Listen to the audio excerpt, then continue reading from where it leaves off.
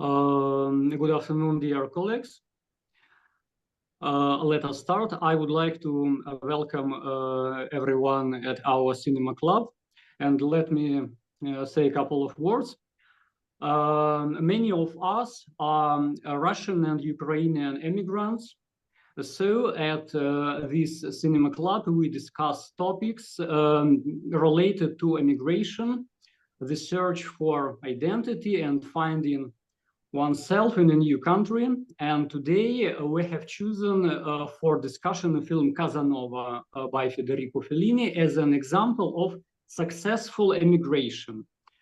A person who easily adaptable in different environments and keep himself everywhere as it may seem.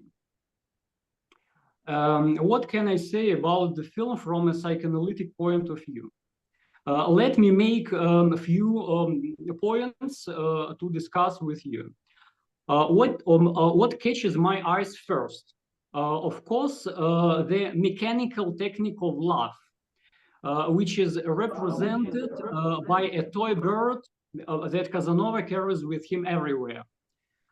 It seems to me that Casanova CSBD, compulsive sexual behavior disorder, is his mechanism of psychical defense, which allows him to preserve himself.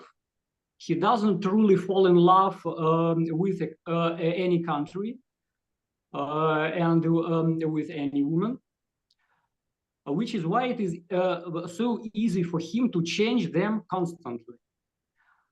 And on the one hand, women are dolls for him, objects without will, without desires, without intentions, and often without speech and without personality. The only one girl he proposed to turn away with him, she's a daughter of German doctor, as you remember, but she does not come on a date. She betrays him. On the other hand, all essential connections unfold between men. Men write poetry. Men philosophize about meaning of eroticism. What is the kiss? Men give each other a woman as a sign of friendship, and so on. He has a truly and a live relationship with men only, but not with women. So my main and provocative question about Casanova's case, why he is not homosexual? He is more interested in men and simply uses women. On this occasion, I could remember a play, La Nuit de Valognes, par Éric Emmanuel Schmitt, en 1988, where Don Juan is in such a way discovers his homosexuality. In many women, he is just looking for a male recognition and male attention. So, why doesn't Casanova start a relationship with women? Why don't he don't trust them? Why don't he subjectify them?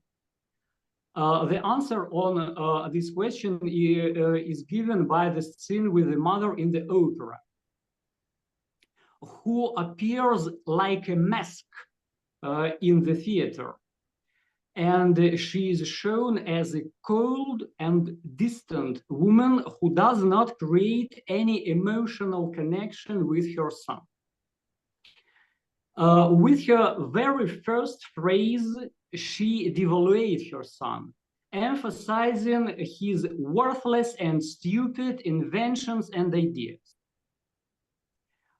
She doesn't even tell him her address, and responds to his offer to stay with her with a depreciating laugh.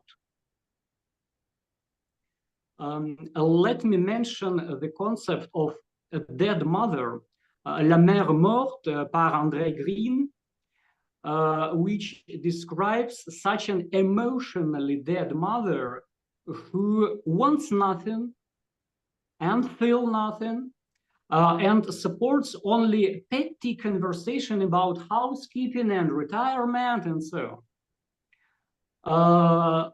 This experience of an unreliable, arrogant, and glassy mother, you know, like a glassy mother, leaves an imprint on all Casanova's relationship with women.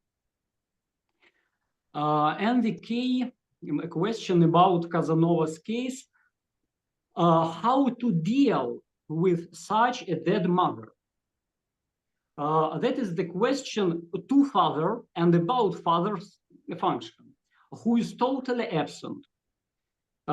Being alone with such emotionally dead mother, the child usually feels anxiety and frustration because he don't know how to deal with her. And as a defensive mechanism, Casanova decided to sleep with every one of them. If you don't know what to make with women, make sex.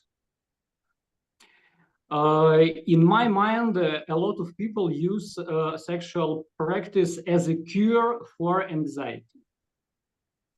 And my hypothesis is that with the help of sexual addiction, he tries to resuscitate or reanimate that dead body, dead mother. In the scene with the Venetian seamstress, he directly says, medicine cannot help her, but sex will. For him, sexual addiction is an act of healing, which means an act of mercy in my mind. But it doesn't work, and he failed. In the final scene of Casanova's dream, we see an attempt to resolve this issue. Freud tells us that dream is a fulfillment of desire, but what does it really mean? I want ice cream, that's why I see ice cream in my dream. No, not like that. Fulfillment of desire is the resolution of an unconscious conflict. And here Casanova don't know what connects men and women because he has neither father figure nor a dipole triangle. Therefore, in his dream, he unconsciously complete a deep, placing mother and Holy Pope in the same carriage, Mama and Papa together.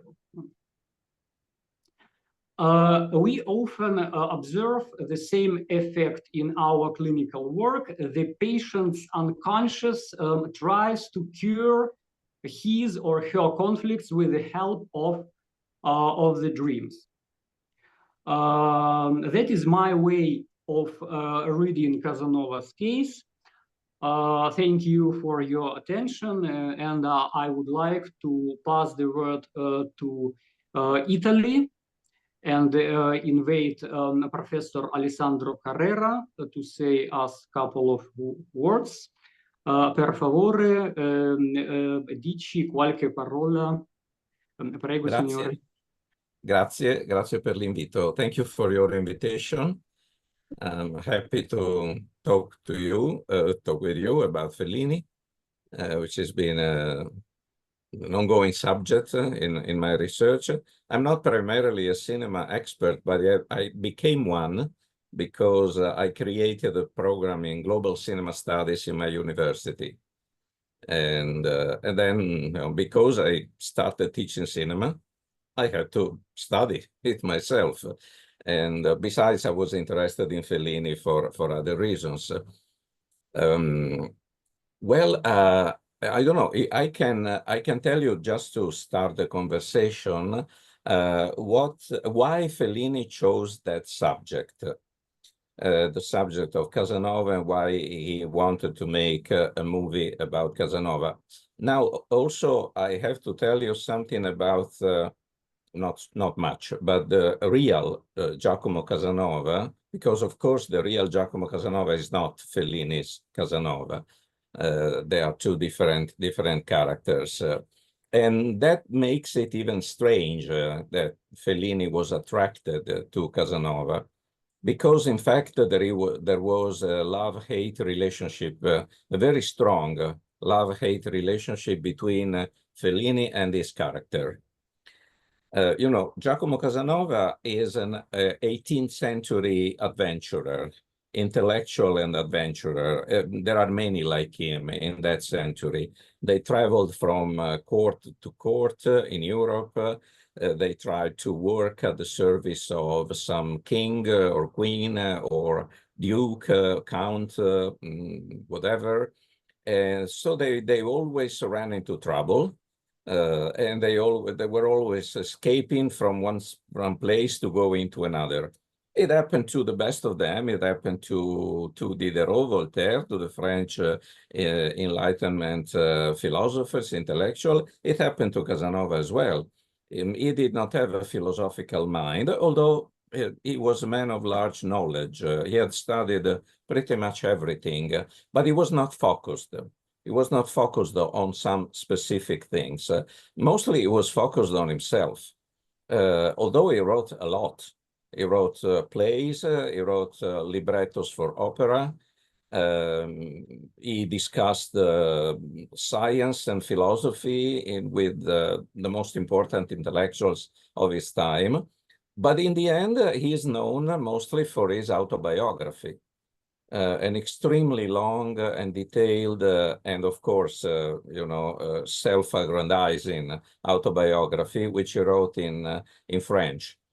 So he is part of Italian literature, and at the same time he is not, because he wrote his philosophical books in Italian, then he wrote his masterpiece, because it's his masterpiece, his autobiography in French.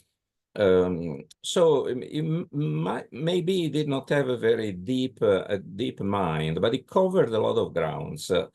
And of course, there's the legend about him that he was an incredible womanizer, a tall man, very handsome, whom the women of Europe could not resist. Now, Casanova, I mean, Fellini in 1975, why was he attracted by Casanova?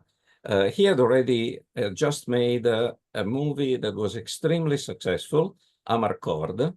Amarcord is an autobiographical movie about the town where he was born and where he grew up, Rimini, on the coast of the Adriatic Sea in Italy. Amarcord, which is a made-up word. It means I remember, but it's spelled differently, and it's not in Italian, but in the dialect of his region. Amarcord won him the Academy Award for Best Foreign Movie, and it was a great success. Then it was followed by Casanova. Now, Casanova is a totally different movie. A movie that Fellini wanted to make and at the same time hated about making it. So I have to tell you this because it shows how conflicted he was and why he decided to portray Casanova that way. First of all, it's Fellini's most expensive film. It's entirely shot in studio, and everything is recreated. Well, Fellini used that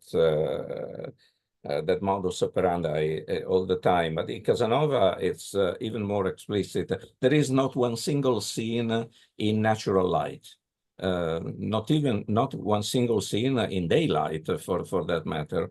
It's always dark. It's always night. It's always nocturnal. And he never read the entire books of Casanova's autobiography. He read just bits and pieces of them because he wanted to be free to recreate the character. But one thing that he repeated many times in interviews was that he deeply hated Casanova. Casanova was to him the embodiment of a perverted Pinocchio, the puppet that does not want to become a child and therefore does not want to become a man. The archetype of the poor, if you want, that never really wants to grow up. So it's like, sexualized Peter Pan in some sort of way. And he added also other things to this idea that Casanova is not just the embodiment of the child who does not want to grow up, and therefore he carries with him, all the insecurities and feeling of omnipotence of the child at the same time, but he is also the symbol of an entire generation that did not want to grow up. And to him, that generation was the generation he grew up with. The generation was born in 1922. So it's the year when fascism took over in Italy. So his entire early years, when he was a teenager, he lived, under the thumb, so to speak, of fascism and fascist education, which was a combination of extremely conservative Catholic education and extremely militaristic education. And what he saw around him was a generation that was forced to remain always childish, not able to grow up, not able to make decisions for themselves. He added other things in a very crucial interview that he gave about Casanova, that he says, that's why there are so many Italians who have no sense of responsibility, because they think that there will be always someone coming for them. It can be the mayor, it can be the secretary of the party, it can be the priest, it can be the pope, but they will never take responsibility for what they do. Now, this kind of judgment is extremely harsh, as you can say, and so he had also to admit that he reflected in part on himself. This is something that he said not in an interview that he gave in Italy, but an interview that he gave in the UK when the film was released. He said that he could not avoid the feeling that there was something about Casanova in himself, that in fact, Casanova was the dark side of himself in a way. He did not use exactly those words, but the meaning was like that. Now, what is this dark side? We have to go back to what is Fellini's archetypal image of the man who does not want to grow up, because that's a central theme in Fellini. It's the vitellone. The vitellone, a word that basically he made up, that means the big calf, C-A-L-F. So it's not exactly an ox, it's not exactly a young calf, it's in the middle. It will not, it's not beef and it's not tender. It's in the middle. But it doesn't want to get out of that middle. And if you think of his 1953 movie, I Vitelloni, that's exactly the portrait of 5, 6 young men living in a small town, Rimini, town where he grew up, that constantly fantasize about women and exotic adventures and things like that. And they will never try to make them real, because it's much better for them to remain in that cocoon, to remain in that stage, even when they are, 30 years old, and they are still thinking like 15 years old. They do not want to grow out of their fantasies. Now, Casanova, in a way, is the cosmopolitan European exteriorized version of the Vitellone. This is how Fellini basically interpreted it. But there are other things to say, because I don't think that is, you know, shuts up the argument about Casanova. This is what Fellini says, but Fellini does many other things in the movie. Therefore, now I will keep silent. Maybe you can say something, or you, all of you can add something else.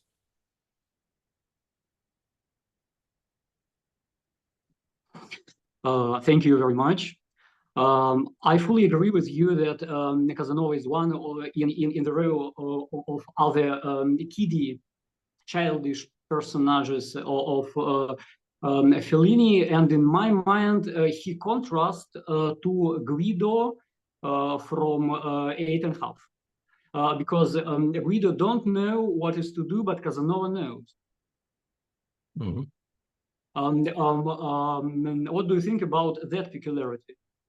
Well, you know, that's an important observation, because no matter what Fellini says, Casanova does not look childish in the movie. And in fact, he never acts entirely childishly. Guido is much more childish than Casanova. As you're right, Guido doesn't know what he wants. He wants to prolong a state of uncertainty about his work, about his inspiration. He wants to stay, Maurice Blanchot would say, he wants to stay in inspiration and not produce a work. Because the moment when you finish your work, the magic of inspiration is gone. You're no longer there in that suspended state. You have to face reality, the reality that your work may be good or may be bad. It may be accepted or it may be rejected. So as long as you don't finish your work, you remain, you know, like Blanchot would say, like Orpheus before he turns and he looks at Eurydice. You know, before, as long as Orpheus does not look back, you know, he can think that Eurydice is behind him. The moment he looks back, Eurydice is lost.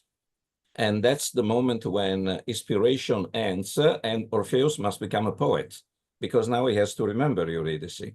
Now, Guido doesn't want to look back, doesn't want to make sure that Eurydice is still following him. You know, he wants to go on and on and on, thinking that he will remain in that suspended state forever. Casanova is different. Casanova, you may remember that after the first scene, which is the drowning of the great statue, the head of Venice itself, which has many meanings, but for the time being, I want to focus on the next scene, which is the first scene of seduction, or the first sex scene. And I think that this is the key. It's when he makes love, he has sex with a woman, knowing that someone is watching him, that there is some perverted aristocrat who likes to watch him having sex with his wife or his maid. Now I don't remember well, but you know, he's being watched. So he is in a position of a performer. He has to perform. Is not doing that sexual act for his pleasure. Why is he doing it? Because he wants to introduce himself to that powerful person, and he makes a brief speech when he says, I am an intellectual, I am a writer, I have a philosophical treaty with me here, you know. So he wants to be recognized as an intellectual, but he is not. But he is not, because the fact that he is a sort of a sexual machine takes over all these intellectual endeavors. And people want him as a sex machine. They don't want him as an intellectual. So they want him as a performer. And this is something, you know, that in a way reduces the weight of Fellini's hatred toward Casanova, because Fellini might have hated Casanova for his personal reason or for whatever reason. On the other hand, Casanova is always the frustrated intellectual, the one who would like to do something serious, but the society of spectacle in the 18th century, the way Fellini portrays it, says, no, we don't care. We don't care about your place, but we don't care about your philosophy, your novels. We care only about your sexual performance. So you have to act it out for us. And that is also, I think, a sort of a portrait of the fate of the artist. You know, the artist who would like to do something for the ages, something deep, important, but in the end, he has to obey the rule of the market. No, of course, I understand that this goes out of the psychoanalytical interpretation of the character, so I may go back to it later on. But I think that this is an important element too. So the fact that Casanova experiences frustrations that are of a much larger scale, I would say, than Guido in 8½.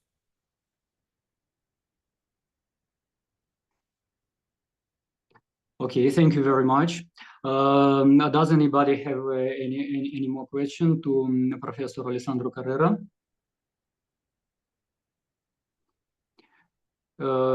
If no, I would like to welcome to our discussion Maria Bezliudnaia from France.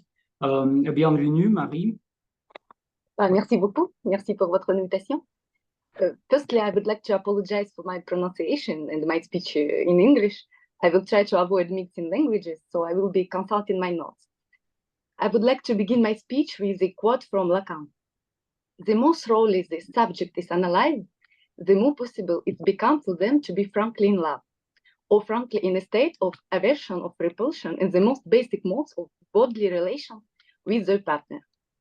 This means that knowledge of oneself helps us see the other beyond physical aspects, to see some transcendence in the other, as Sartre would say, or to see the other not as an object of pleasure, but as a subject of history or a subject of love. And now for analyze Fellini's film Casanova, the first thing I wondered about was the connection between Casanova and the image of Don Juan, whom Lacan in his 20th seminar presents as a female phantasm. What do they have in common and how do they differ? Casanova is also the image of a seducer.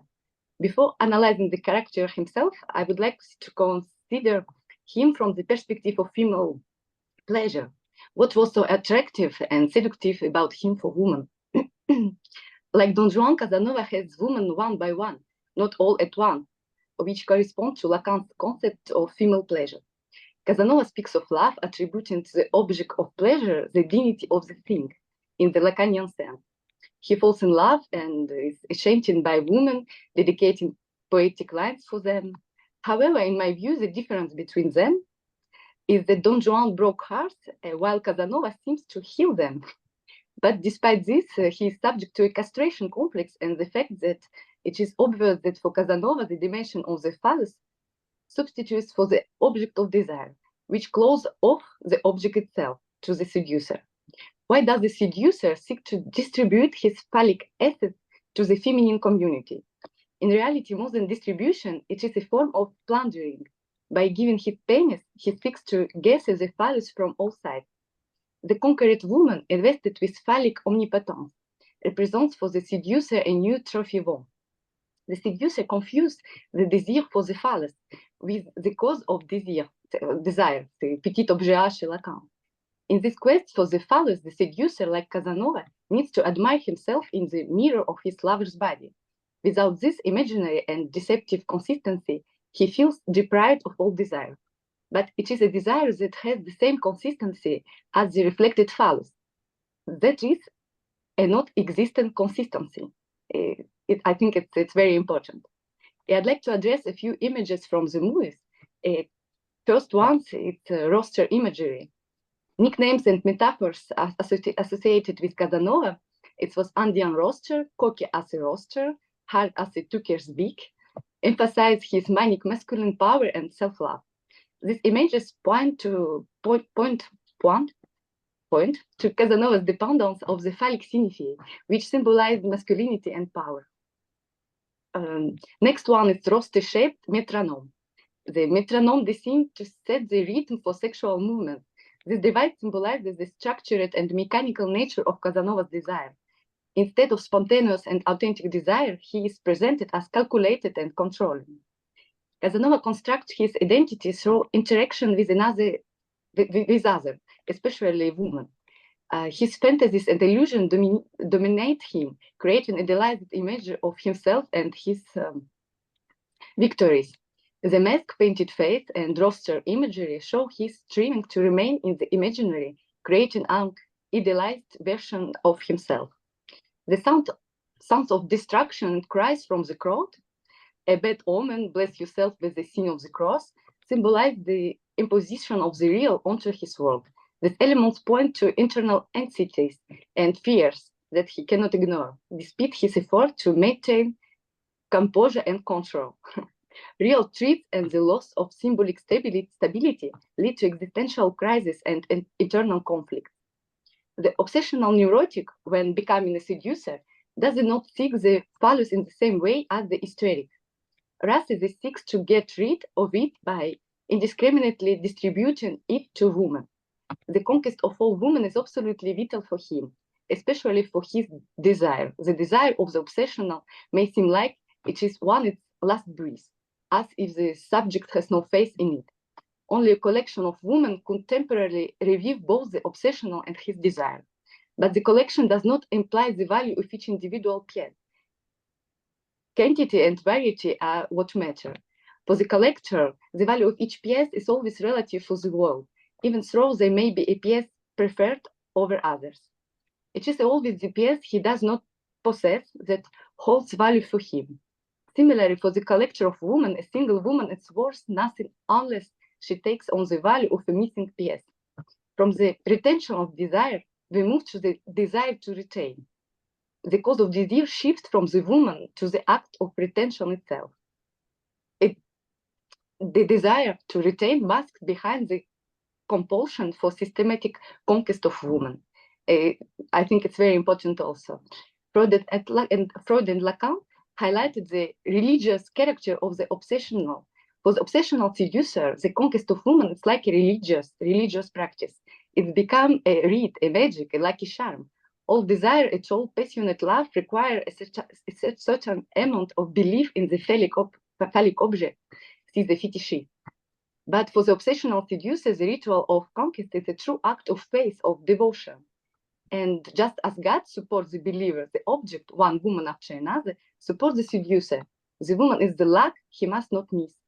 The conquest becomes a ritual. Every ritual implies a certain form of stability, of comfort, while the fluctuation of desire causes him anxiety. Casanova's white clothes and mask symbolize his duality and lack of authenticity.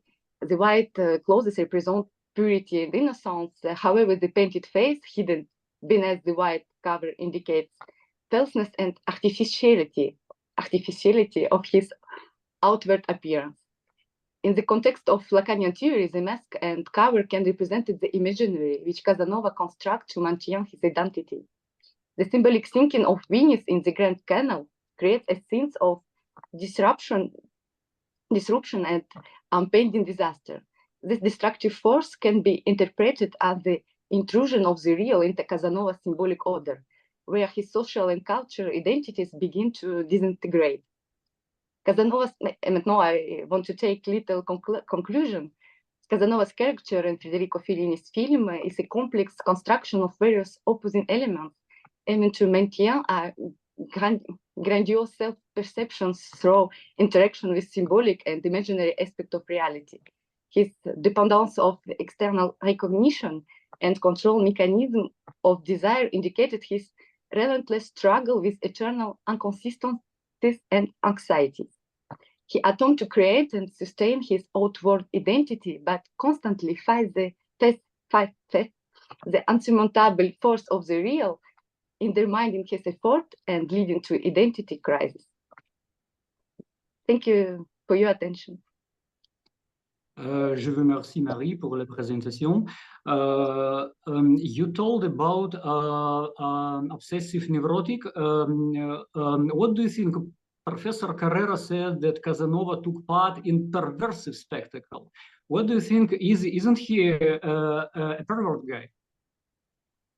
But yes, I agree with this also. But I think I speaking about obsessional seductor. I don't speak about obsessional en général, pardon pour mon français parce que je mixe un peu, j'ai toujours obligé un peu basé sur mes notes. Désolée. But I think I said about the obsessional seducer. This is the way I'd like to consider, not another way. Okay, thank you very much. I saw Tobias connected to us, but he is absent at the moment. That's why I would like to welcome our friend Hernan Mazzanti de Buenos Aires, Argentina. Buen día, Hernan. Buen día. Thank you very much for the invitation. It's a very big pleasure for me to be here talking about Lacan with you.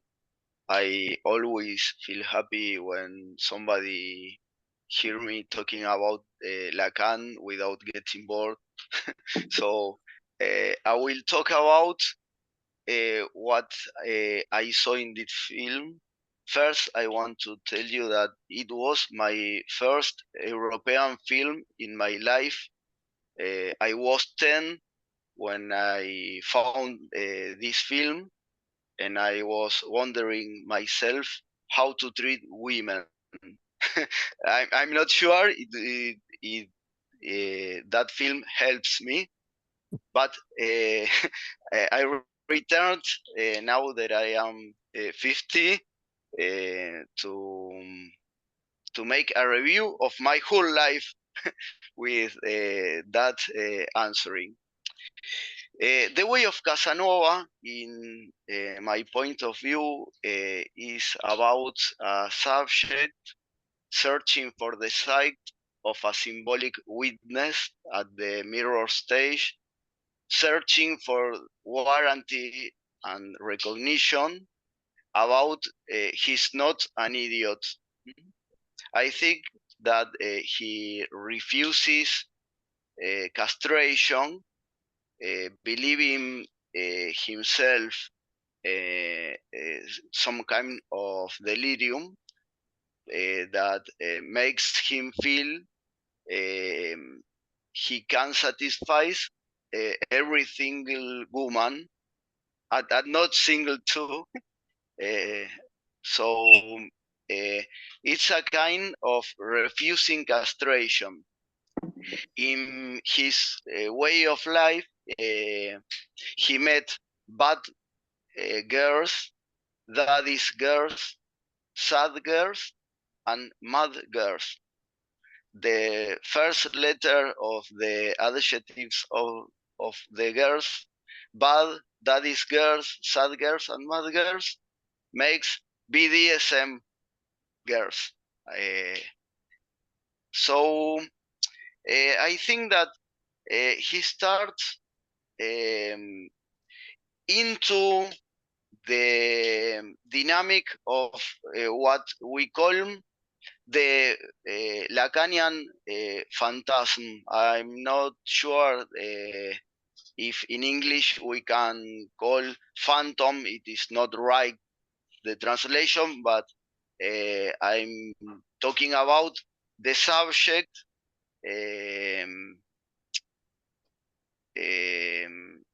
interacting with the little a object with the medium of the losange.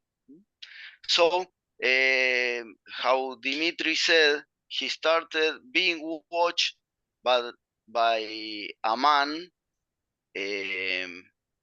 Then he turns and he is the object. and I'm not sure if he is able to enjoy his own performance. Then, in his way, first he puts the phallus into the imaginary dimension, what makes him technically pervert. But at the end of the movie, he can turn the phallus into the symbolic field through the assumption of castration. I think that he has three important points when he met the death, when he met the hookers that refuses him and makes him feel castrated, and the encountering with his mother that refuses him too. So at the end of the movie, when he is in decadence, the same as the goddess falling down at the starting of the movie, the imaginary phallus, the toy, the value of the toy in decadence, fails too and allows him to feel castrated, and that is the point that his desire becomes. When he loses phallus, he's able to desire. What he desires is what he claims, macarons. So, but it's the first time in the whole movie that he is wishing anything. So my point of view is, at the end of the movie, he can turn the imaginary phallus into a phallus into a symbolic field. I agree with you that the Pope at the end is the arising of the image of Father that allows to create a neurosis that was not at the beginning of the movie. Muchas gracias por su informe. Don't you think that the Pope is a symbol of a symbolic phallus? And yes, it is a shift to a symbolic field. Yes, I think that when his mother came into scene, her desire was not clear. Her desire was not located into an object. So that is the difficulty to arise symbolic phallus. No, if mother desire is not clear, there is nothing to transfer into phallus. Muchas gracias, Hernan. I would like to introduce you, Professor Tobias Eisermann, the Cologne, Deutschland. I would like to welcome you to join us, and please say us a couple of words about the film. Thank you very much, Dmitry. I'm very glad to join you, to be able to be with you. Everybody hears me all right? Yes. Okay. I'm a little bit thrown into the water here. Like I'm a literature and cultural history studies researcher, and I worked on Casanova and on Fellini's Casanova more than once. And I was very flattered when Dmitry wrote this mail. Okay, as Maria just said,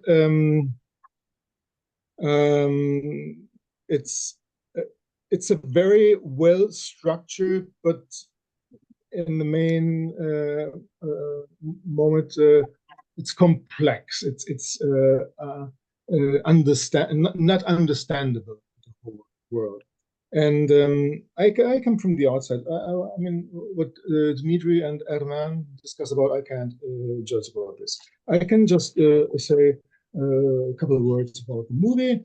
I don't know, I suppose you've seen it. I can't know if you have read 3,000-4,000 pages of Casanova's Histoire de ma vie, on which it is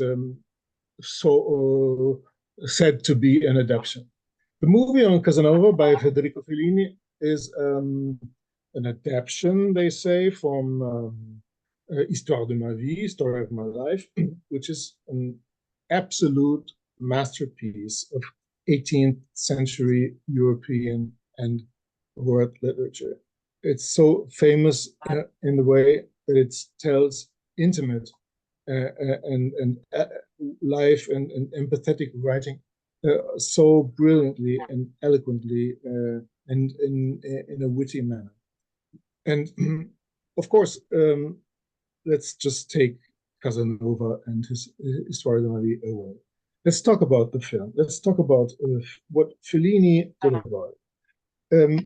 Il Casanova di Federico Fellini, that's the title he wanted to have.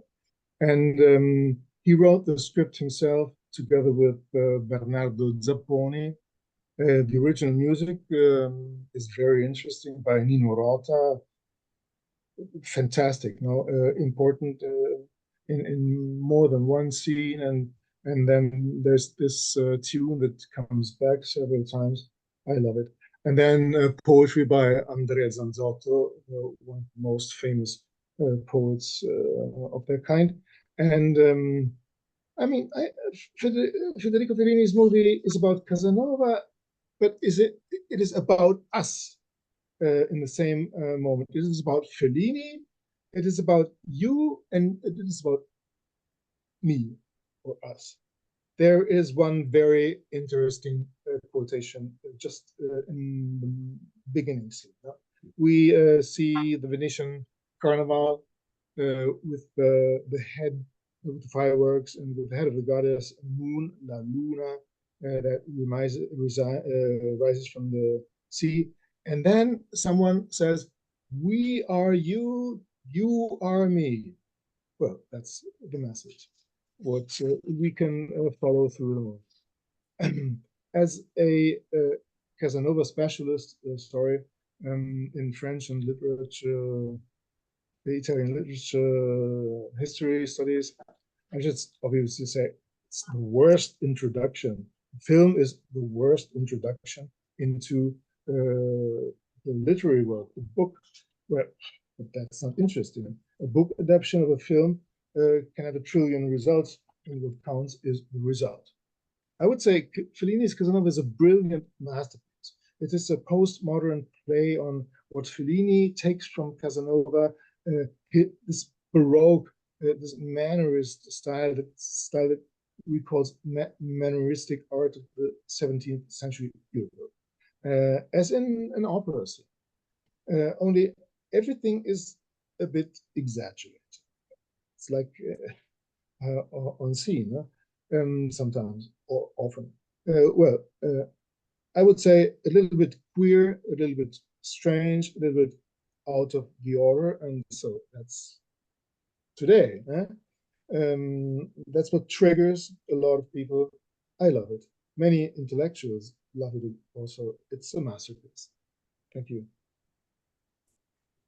Thank you very much, Tobias, for interesting presentation. And I would like to return the word to Southern America and invite our colleague Natalia Glebova to say a couple of words about film Casanova.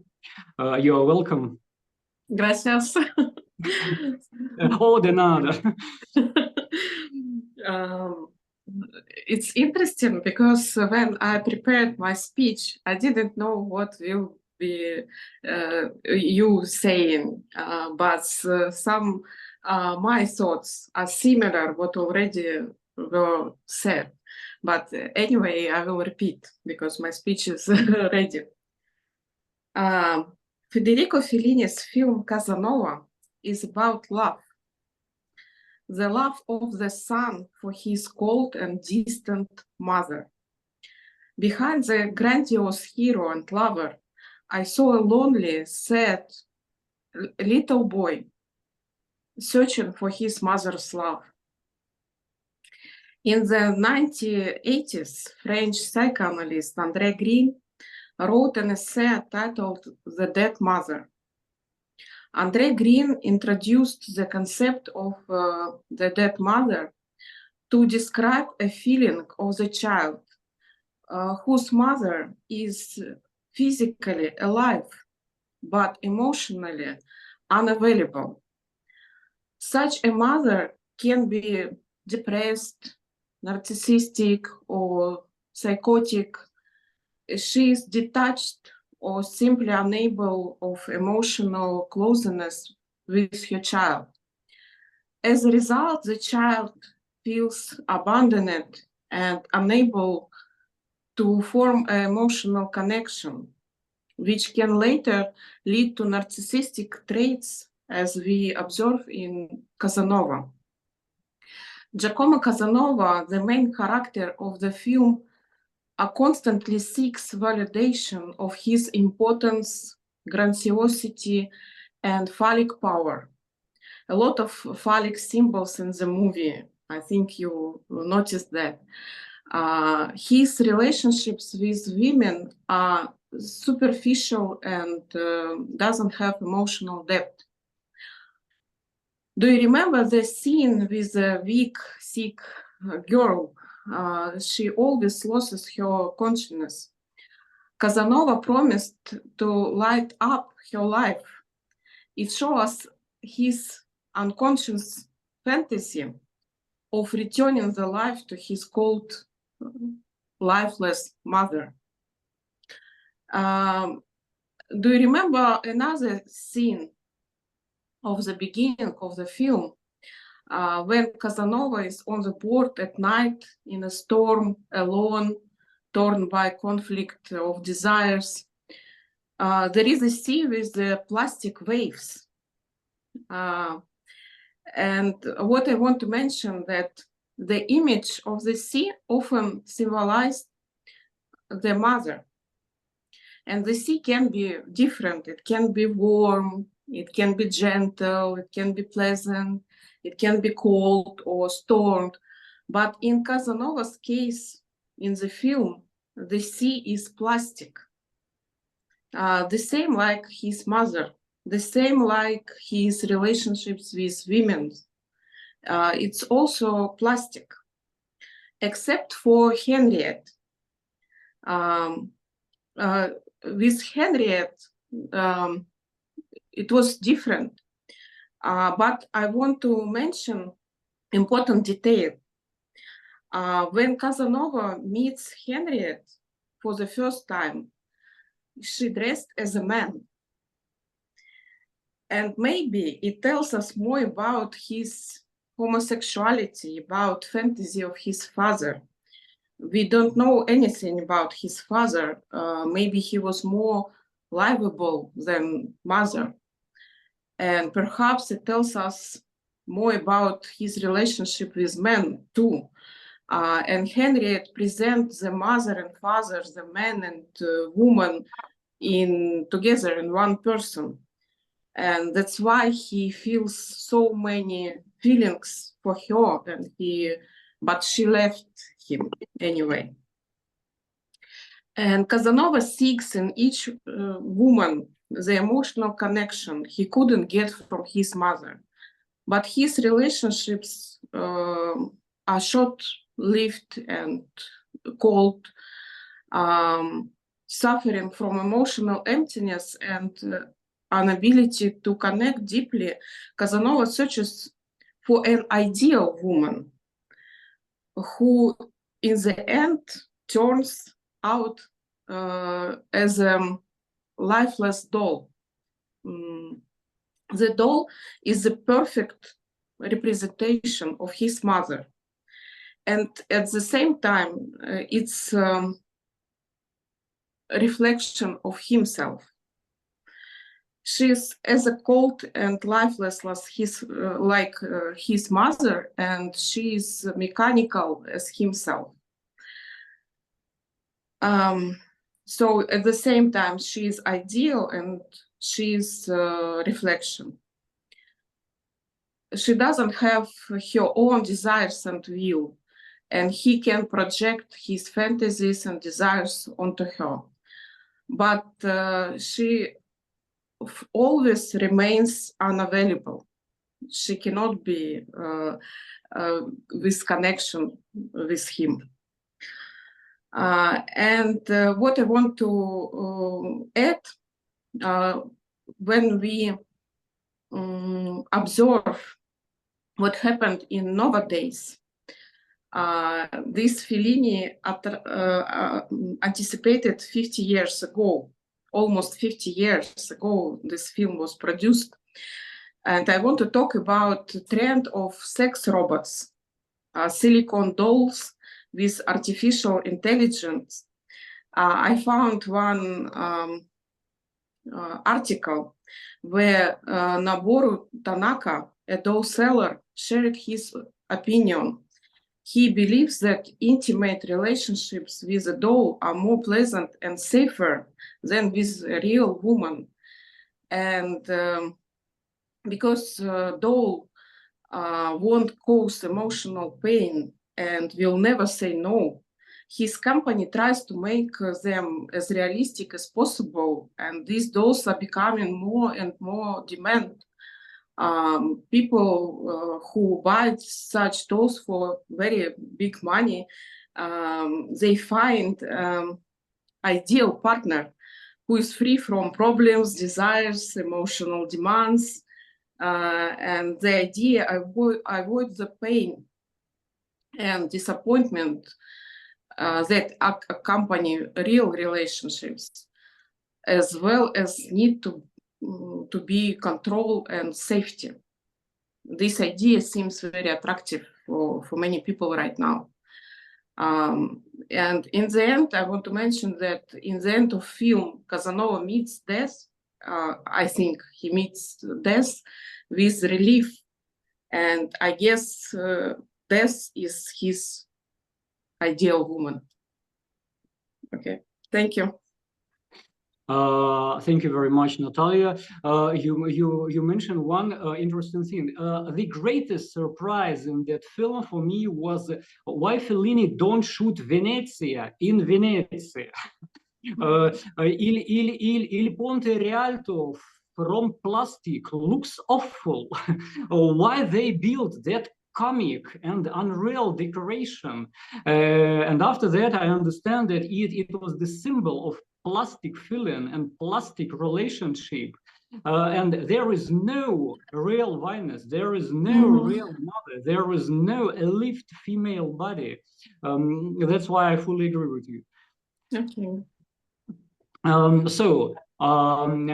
would like to invite a next speaker from Italy, Marita Gubareva. Would you like to join us and to say a couple of words? Hello. Hello, can you hear me? How are you? Thank you very much. Is the connection good enough? Good, excellent. Perfect. So I'm very happy to be here with you. I'm not a psychoanalyst or I'm not a psychologist, but I wrote a thesis about various filmic versions of Casanova's memoirs, on various adaptations of his memoirs. So maybe today I can add a different angle and maybe help you see this film from a different point of view. In my thesis, I analyzed several films, but two in particular. One is a wonderful silent film shot by Alexander Volkov in the 1920s. And in this film, Casanova is shown as a superhero. It's a film which plays very subtly with the myth that exists around Casanova's figure. And the second film on which I worked is a bit of an antithesis to the first film. It's Fellini's Casanova, shot in the 1970s. And in this film, Fellini, on the contrary, he dismantles the myth that exists around Casanova's figure. And in fact, one of the questions I asked myself in my thesis, what is it about the original text, the text of Casanova's memoirs, you know, his Histoire de ma vie, which was written in the 18th century and which, as was already mentioned today, is indeed a masterpiece. So what is there about this text that enables interpreters to give such completely different, often opposed interpretations? So in one case, readers, writers, and film directors will say, he's a superhero. He's a man who loved all women. He's to be admired. And in another case, like in Fellini's film, we'll see an anti-hero, a man who loved nobody and who there's nothing to be admired for. And there are three aspects of the memoirs which I think account for it. One aspect is that it's a text based on balanced contradictions, in the sense opposing attitudes. Casanova, on the one hand, positions himself as a rebel who continuously rebels, for example, against the rules of society. On the other hand, he's a conformist who conforms to the rules of societies. And these two attitudes are balanced. So when interpreters read the text, they very often will enhance one characteristic at the expense of the other. So one interpreter will say, he was a super rebel, and another interpreter will say, oh no, like Fellini, he'll say, no, he was a conformist, he was almost a fascist. And the second characteristic is that Casanova, in his autobiography, creates his own myth. And for example, he himself creates the myth of an ideal seducer. So in his memoirs, he, on the one hand, likens himself to a Don Juan. We know that Giacomo Casanova, collaborated on the creation of Mozart's opera. So he was very well aware of the myth. So he definitely copied, he based his own image on that of Don Juan on the one hand.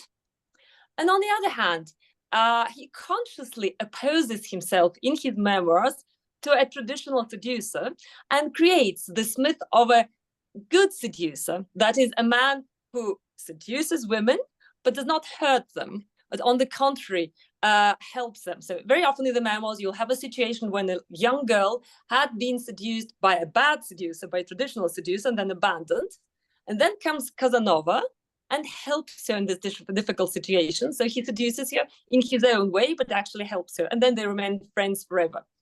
So interpreters can either believe this myth, or readers, that they can believe what this image that of a marvelous good seducer that Casanova creates around his figure, this anti-Don Juan. You know, there's a wonderful French book called Casanova ou l'anti-Don Juan, which actually analyzes this aspect of the memoirs. So you can either believe this myth, and an interpreter can further reinforce this myth, which was the case very much in the 1920s, where a lot of writers actually wrote articles dedicated to Casanova and proclaimed him a superhero, the wonderful seducer and the friend to women, and an existential hero, also a super individual who managed to live a wonderful life because he was the only individual who did not choose, and he combined something which is usually considered incompatible, that is inconstancy and true love, because he was inconstant and at the same time he truly loved all the women. You know, he was a true friend to all of them, and he never chose one profession, but he combined many professions one after another. So he was someone who had an extremely wonderful full life. And but there's also another option. Interpreters can say, no, we won't believe this myth. We want to read between the lines. We want to read between the lines what this text tells us. And actually, for example, behind this will to seduce women, we can indeed see, as was mentioned before, a poor boy who was abandoned by his mother, because we know that Casanova's mother was an actress who hardly paid any attention to him. So actually all the seduction is merely the fruit of an abandoned, the trauma of an abandoned child. And this is what Fellini does in his film. So he says, okay, he acknowledges the existence of a myth, because in many interviews, Fellini says that, I know that there's this myth of a superhero, of a super intellectual, because he spoke to many Casanova scholars of his time. So he was very well aware of his myth, of this myth. And I think he wanted to dismantle it. And for me, his film is very much of an existential nature. He dismantles this illusion that you can live a rich life without choosing. So instead of extremely rich life, he shows emptiness. Instead of freedom, this freedom because you don't want to be confined to one relationship, he shows Casanova who is imprisoned in his inability to love. Instead of vitality, you will have dehumanization and death shown in this film. And instead of a perfect life, he shows inexistence. Instead of a super individual, he shows a non-individual. And there's one thing that is usually said about Fellini's film, especially by Casanova scholars. Most Casanova scholars think that it's not a real adaptation of the memoirs, precisely because he doesn't show this ideal figure. And since Fellini himself often said that he hated the memoirs, he hated Casanova, he didn't read them, or maybe he read them tearing and throwing away one page after another. There's this perception that Fellini's film has little to do with the original text. But I think that actually it's a very subtle reading of the original text. It's just that it emphasizes this second aspect, this anti-heroic aspect of the text, which is already present in the text of the memoirs. Okay, thank you very much, Marita. It is difficult to make a myth from your own life. Because you're limited by real facts. That's why I like his fantastic novel Eco Sameroni, do you know, by Casanova, where there is no limits and you can put your phantasm as it is. That's why I love it more. Was his memoirs written in French or in Italian? In French. In French. Okay. But I think you're right that you can't invent things, or maybe you can, but you're limited in your invention. But I think that an author of the memoirs, he has a very important tool. He can edit.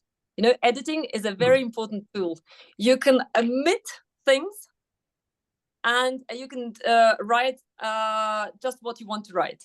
And this omission or also you have the tool of interpreting or someone else's feelings. So I think he had quite a few instruments for the creation of a myth, but especially since the genre was autobiography. This is what made this so interesting, because it seemed to be a myth which could indeed be brought to life in real life. Actually, I never understand that the thing. Why all of them write autobiography in the end of life? You should write autobiography in the beginning of life. It will be more younger and more easy to read and full of mythologization. When you are a young man, it's easy to open your fantasy. You're right. Actually, but he was probably, the main explanation is that he was too busy living. While he was young, he was too busy living. Then when he was old, he had the time to write. But also you've mentioned an important thing. It's important to remember that Casanova's Memoirs is a book about a young man written by an old man. So this again creates an opposition. So he remembers the joys of his youth. And from this point of view, it's a joyful book. But on the other hand, he's an old man and he was not very happy in his old age. So he's an unhappy old man. And this adds a touch of melancholy to the book. And this again enables opposite interpretations. There are, for example, there is a book by, I think, Lydia Flem, which is called Casanova and Happiness. And there is another book, which is called Casanova e la malinconia. And both are present in the book.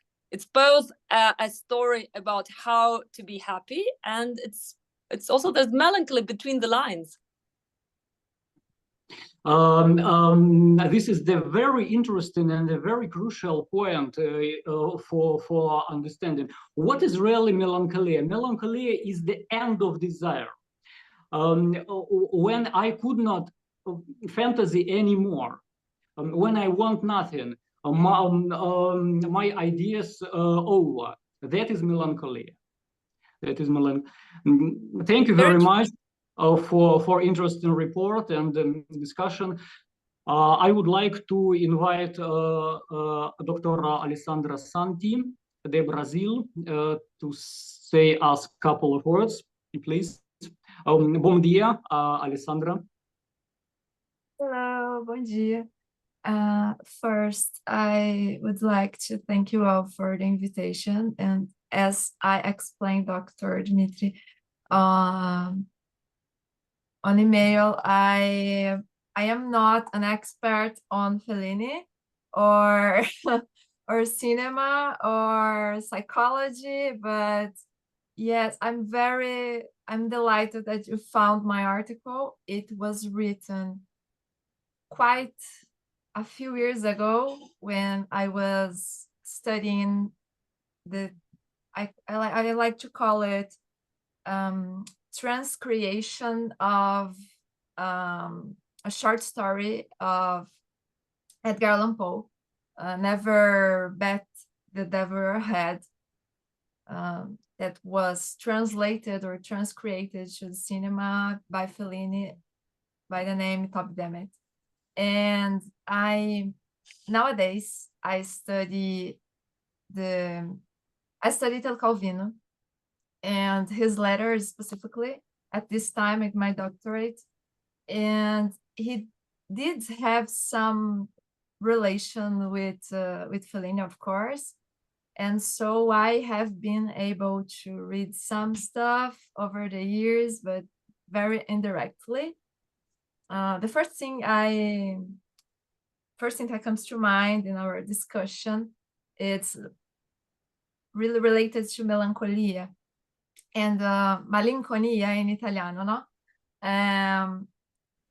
I speak, so just to be clear, I speak Portuguese, Italian, and English because it relates to my undergraduate course. I am an Italian teacher, and melancholia or malinconia, as Calvino describes it, is the sadness that became lighter, right? And I have no idea how it relates to psychology, how you would describe it as psychologists and researchers, but I like very much this description of Calvino. And I don't know if you if you guys have listened or read it before, but anyway, a few words maybe regarding Fellini and the quick, very brief studies I have done. It's that Fellini would never, I think, never adapt a book, right? And that's why I like his version of Top Damn It very much, even though it was not his idea to make the movie. And I didn't read the Casanova book, but watching the movie, and it's been some years since I watched it, it comes to mind this specific style of Fellini, right? To transcreate things. And I'm not sure, this concept by Haroldo de Campos, do you guys have heard it? Transcreation in the traduction? No? Yeah. Haroldo de Campos is a Brazilian, for those who doesn't know, is a Brazilian writer, and he has a book called Metatextualidade de Outras Metas. I don't quite remember the title right now, I'm sorry, but he has this concept that a traductor is also a writer, it's an author of the translation. And so we have been using his concept of transcreation to think about movies also, not so much an adaptation, but a transcreation, because it becomes something else. And penso a registas. I'm thinking about the term director in Italian language right now. My head's a mess right now because I'm mixing all languages, but to be short, Fellini being a new author of a new kind of story based on Casanova, right? And he transfigurates stuff, and he transcreates, not just adapts, right? And he's been doing it for all his life as a director, as far as I know. I'm sorry. Do you have any kind of questions? I didn't have the time to rewatch the movie again, and it's been, I like where's the Marita has left, but I liked very much listening to her, and mostly I don't know how much I can contribute to our discussion, but I'm very pleased to be hearing you all, and if I can help, I'm available. In any case, muito obrigado, Alessandra. De nada. Great Portuguese. Mixture of languages, actually, lingua latina vulgata, un poquito portugués, un poquito español, italiano, francese. So thank you very much. I would like to invite next speaker, Anastasia Gulua, the Turkey. Please tell us a couple of words. Yes, hello everyone. So the first thing I would love to say that it vaudrait mieux discuter de Casanova en français parce que c'est la langue de la séduction. Well, that's an idea for you, Dmitry. So if you create a club like that in French, I will join you definitely. So, well, the first thing that I would love to say about Fellini in general, that all his films is his own genre.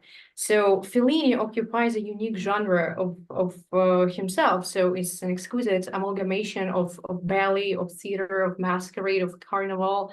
So, and his cinematic world is one where boundaries between reality and fantasy blur, which creates a mesmerizing tapestry, which does captivate the audience. And I think that is quite important to say that he avoids the pitfalls of tastelessness and kitsch. So it's a very wonderful experience, I guess, to watch any movie that is created by Fellini. So, but in this particular movie in Casanova, so each scene unfolds with the grace of ballet and the intensity of a theatrical performance and the vibrancy of carnival. And speaking about Casanova as a character, of course, the very first thing that pops up in mind is that he is a sexual seducer, so that he everywhere in all movies, he's shown as someone extremely handsome and attractive. So it's a person who has a lot of sex with a lot of women. So he was always shown by very attractive men. But in this movie, I think that this person is not shown as someone extremely handsome and attractive. In my opinion, his sexual scenes are shown not in an arousing way, but instead they are shown with certain grotesque, and they are even humorous sometimes. So they are tinged with absurdity, and they more resemble a performance or ballet or whatever, well, something, but it's even shown with absurdity. So, and some coitus scenes, some sex scenes are awkward, I would even say, I'm sorry. But it is shown, well, their love is shown in quite a weird way. So everyone wears underwear. So yeah, and these movements are quite mechanical, so they devoid of spontaneity. And it is as if Fellini deliberately portrays the scenes to emphasize the absence of love and deep and sexual connection. So, and what remains is just mere mechanical thrusts and the utilitarian use of one another. I think it was mentioned, but it's quite hard to come up with something new, especially when you're almost the last one to perform. So sorry for some repetitions of ideas. The other thing I wanted to say that Fellini's depiction of erotism strips away the veneer of romance, obviously, and exploited the hollow mechanics of physical interaction. So all the actions are puppet-like, and well, they highlight this lifeless. I think that there is no life in this sex that we see in the movie. His interactions with women reflect his deep-seated need for the intimacy. I think that he was looking for some connection. He was looking for some love in women, but he was always rejected. So he was constantly rejected by all women in this movie. Henriette disappears. Even this giant woman, she also disappears. She abandons him. So, and I think that he was looking for some deep connection, but he was just unable to get it. And maybe it is also connected with his mother. So I think it has been said several times today that his mother was pretty cold, and their connection is shown as something absolutely superficial. They have zero connection. He doesn't even know the address of his mom, so absolutely no connection at all. So, and maybe this love that he wanted to get from his mother, the main person in life, he was looking for in other women, but he was rejected, as I have said before. So at the beginning of our discussion, well, there was a comparison with Guido Anselmi from 8½, and I also wanted to add something to this. So I think that there are a lot of things in common in general between these two characters. And in my opinion, Casanova resembles Guido in his relentless search. And while Guido's quest is primarily an exploration of himself as an artist and a creator, Casanova's pursuit is one of love and partner with whom he can share sensuality and love. So, and Guido's journey is an introspective odyssey, a search for artistic inspiration, for self-identity amid the chaos of life.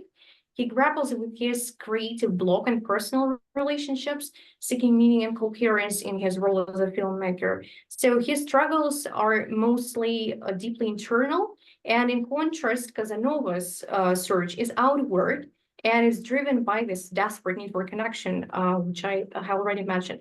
So yeah, I actually see a lot in common between them. And I think that both of them are deeply unhappy. So I think this is quite obvious. And also, we have not mentioned the topic of immigration. Actually, it's not a central theme, yeah, but I think that there is still an emphasis on his journey and his trips. So he moves across Europe, he navigates different social strata, and he adapts to various cultures and societies. And I think that we, as immigrants, yeah, so Dmitry has already mentioned that, that most of us are immigrants. I think that we actually do have a lot to learn from Casanova. So he manages to integrate into different environments, and he encounters people from diverse backgrounds, and he manages to find common language with almost everyone. And even though sometimes he's rejected, he still is able to recover. And I think that he, throughout the whole movie, he is mastering the skill of self-presentation. And even at the very beginning, after this sex scene where he was watched during sex, so he presents himself and he says that I'm not actually just a lover, but I'm also this, this, and that. So I think that he tried to use every opportunity in order to show himself, to say that he has some abilities and that he's not just a lover, but still, well, he was sometimes rejected, of course. And I think that he demonstrates remarkable social adaptability, and he effortlessly adjusts his behavior, his language, his demeanor to fit into different social circles. And whether among nobility, artists, or whomsoever, and his adaptability allows him to move fluidly across different people, gaining access to various circles and cultures.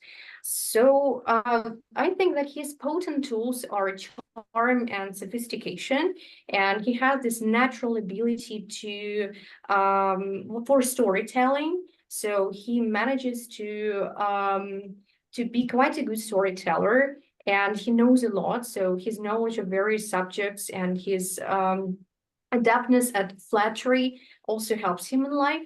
And I think that he manages to combine his sharp intellect and deep understanding of human nature with some manipulative techniques, I guess. And this is what we can learn. So not to be afraid of self-representation, of meeting new people, telling about ourselves, about our background, maybe with some invented stories, but well, still, that's what we can learn. So to be this like consummate chameleon. So, and yeah, I have forgotten to say that I'm wearing today Casanova's shirt. So I prepared for our meeting today. So yeah, I think that's all I wanted to say. Thank you. Thank you very much, Anastasia. That's an interesting point. You know, the greatest seductor could not seduct nobody. He promote himself, advertise himself. I'm a philosopher. I'm a lawyer. I'm astrologer. So on. And he want to be wanted. As Professor Alessandro Carrera said, he wanted to be wanted, but he failed. Nobody want him. No one king, no one duke, no one prince, only as a sex machine. Well, this is a debatable thing, I guess, because I think that considering the fact that he was able to travel across Europe, and I don't think that he worked a lot, so I think that he managed to earn some money. So maybe it was not shown in the movie clearly because Fellini did not like the character, so we do not know the whole picture. So maybe he was able to be loved by some noble people. We're just not aware of that. So, and I agree that in most cases he was used as a sex machine and as a mechanical puppet. Sorry. So still, I think that he managed to find these people when to. He managed to communicate. So we just don't know the whole picture. That's what I want to say. I haven't read the memoirs, to be honest, so maybe I have to do that. By the way, I have also something to add about his homosexuality. I recently have started watching a documentary about him, and almost the first thing that was said about him that his first sexual contact was homosexual one. And he was sent to some school where there were boys only. And he actually was a teenager, so he wanted to have some love and sex. And he was caught at this very moment when he was having some probably sex or, you know, some love affair with some guy. And after that, he stopped having homosexual relationships. So maybe he was quite traumatized by this situation. So maybe it's again just a myth. So yeah, that's an interesting issue. Yes, I agree. It's an interesting issue. Thank you very much for your report and for discussion. I would like to invite the last but not the least speaker from Buenos Aires, Elena Arbatskaya. Bienvenido.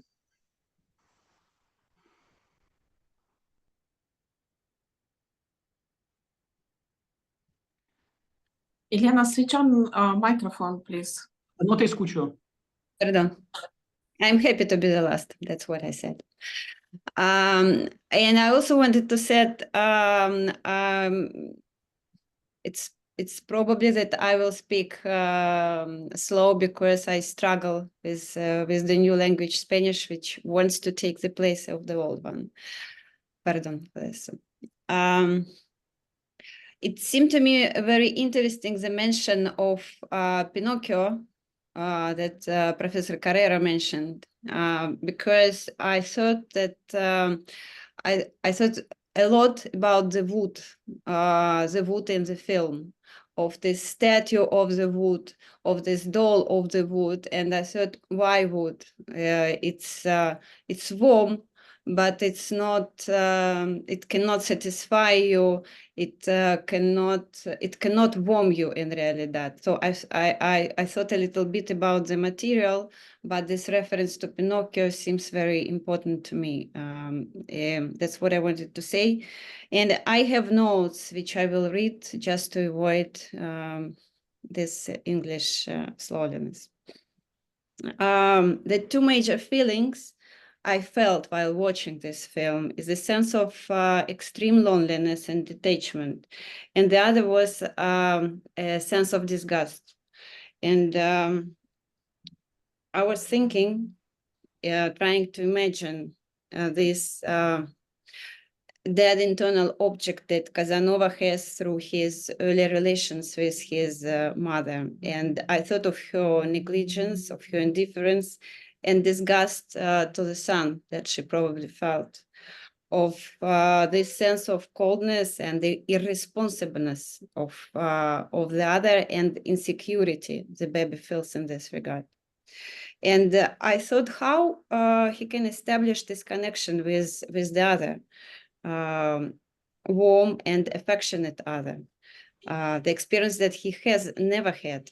And I also thought of this act of penetration into a woman, how in attempt to revive her, to make her see him. And unconsciously, it can be an attempt to revive this internal object, which is an introjection of early relations with his mother. The other thing, the bird, this toy bird that symbolizes the penis of Giacomo, the bird with wings. Wings associated with the sky, with something divine, sublime. Angels have wings. Is there an idea of fertilization, which according to the girl, which is in the film, the girl at the table who is speaking, and she says that fertilization is not possible through the ears, as ears are not connected to the womb. And there are two sides here, a symbol of erected penis, which is very vivid and belong to the higher world, to the world of senses and fantasies in material world. And the act of, and we can connect to our fantasies and feelings through watching it. And the act of penetration itself, which is very theatrical, exaggerated, sometimes mechanical, more like a parody to the reality, and doesn't have any eroticism or sensuality in it.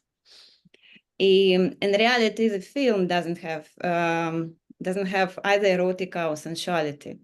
And if you think of Eros as a drive for life, according to Freud, absence of erotica, of the drive for life is substituted with the act of penetration, of enumerate repeats of attempt to revive the dead internal object.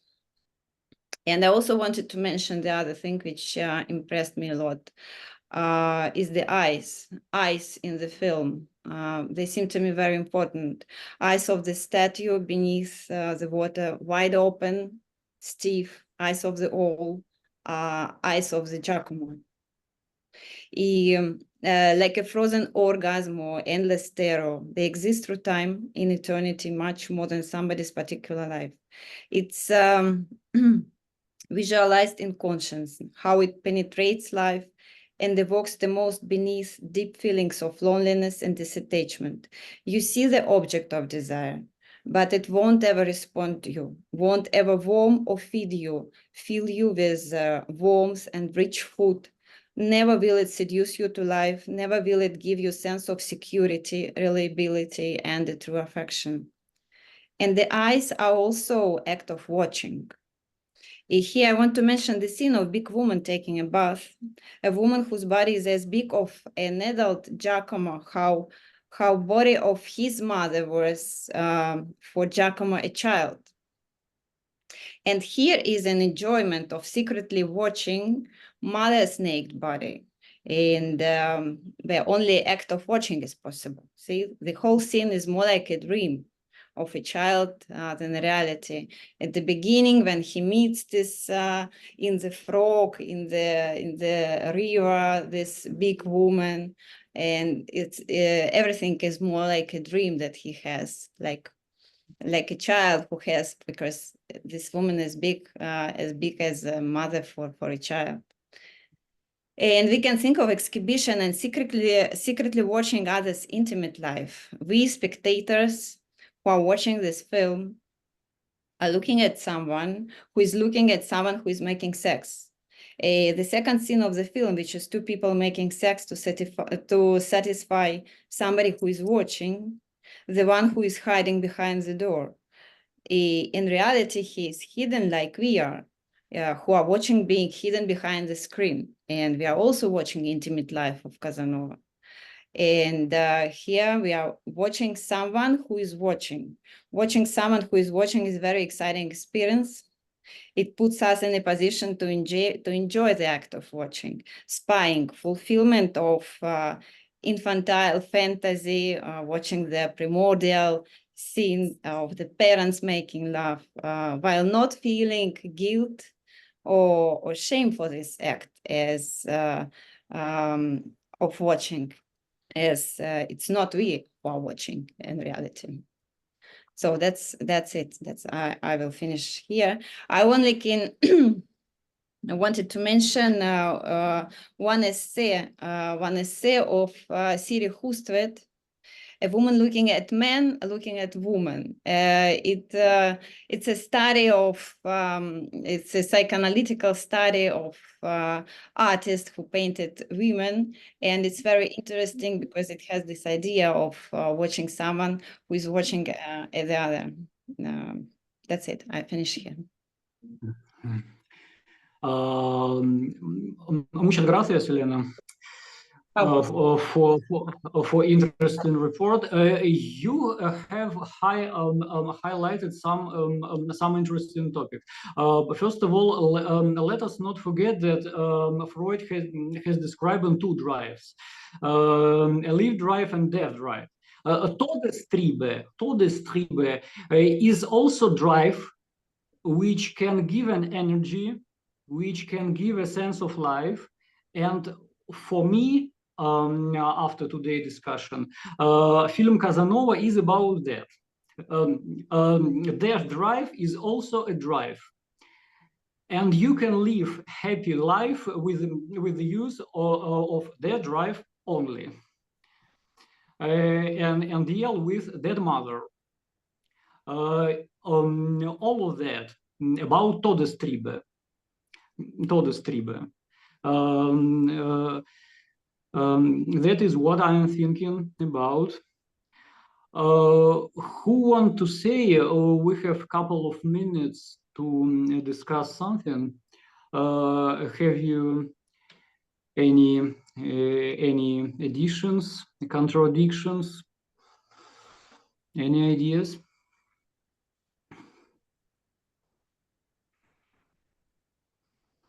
I just wanted to add. Oh, sorry. I'd like to add something. The Spanish word for court is corte, that it is the same word that in English means cat. That's why what I think that he was searching for a real cat along the movie. Thank you.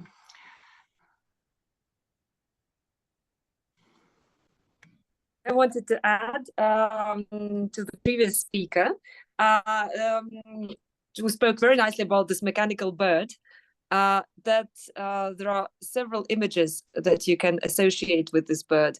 One is that of an owl, and an owl always stands for something ominous. I very much liked this mentioning of the wings. No, wings is something that an angel usually has, but in this case, it's rather the opposite. It's like an owl or maybe a cuckoo, which again has particular associations, because a cuckoo is someone who it stands for repetition, it repeats the same thing, and it announces death.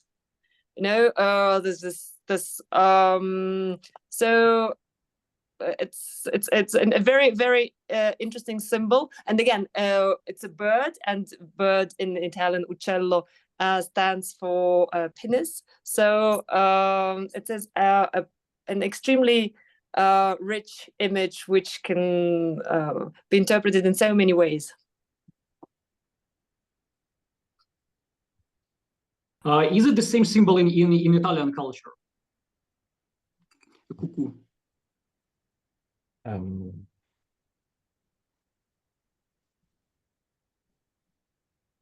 I think so. I think so.